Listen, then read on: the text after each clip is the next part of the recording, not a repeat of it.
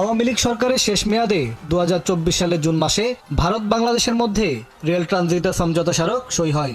এই সমঝোতা স্মারক অনুযায়ী পশ্চিমবঙ্গ থেকে যাত্রা করে দর্শনা সীমান্ত দিয়ে বাংলাদেশ প্রবেশ করে চিলাহাটি সীমান্ত দিয়ে বের হয়ে কোচবিহার যাওয়ার জন্য ভারতের পণ্যবাহী রেল ট্রানজিট সুবিধা পেত। পরীক্ষামূলক ট্রেন চলাচল শুরুর আগেই গণ অভ্যুত্থানে পতন হয় আওয়ামী লীগের। তখন থেকেই ঝুলে আছে চুক্তিটি। একইভাবে ওই বছরের মে মাসে 200টি যাত্রীবাহী বগি কেনার চুক্তি হয় ভারত থেকে। সেই বগিগুলোও আটকে আছে এখনো। 5 আগস্টের পর থেকে বন্ধ আছে ভারত বাংলাদেশে চলাচলকারী 3টি যাত্রীবাহী ট্রেন, মৈত্রী, মিতালি ও বন্ধন এক্সপ্রেস।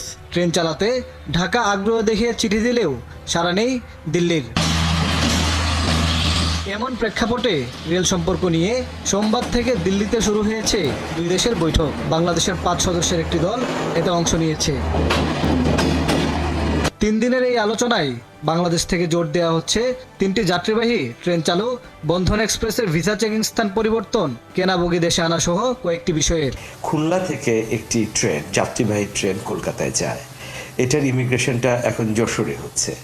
এটা প্রস্তাব আছে যে খুলনাতে করা যায় কিনা, খুলনা এবং ওদিকে হাওড়া। ফ্রেট ট্রেনের সংখ্যা কিভাবে বৃদ্ধি পেতে পারে, কিছু ব্রডগেজ ইঞ্জিন ওখান থেকে আসবার কথা আছে একটি প্রজেক্টের আওতাতে, সেটি সহ এবং আরও ভবিষ্যতে এগুলো বাড়ানো যায় কিনা।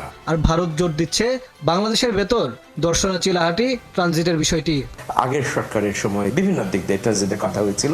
আমরা এই অবস্থায় এই দ্বিপাক্ষিক এই সম্পর্কের মাঝে এই জিনিসটা আমরা একটু অ্যাভয়েড করছি। আমরা অনেক ক্ষেত্রে বলেছি যে বাস্তবিকভাবে যে আমাদের অধিকতর দেখার দরকার আছে, পর্যালোচনা করবার দরকার আছে।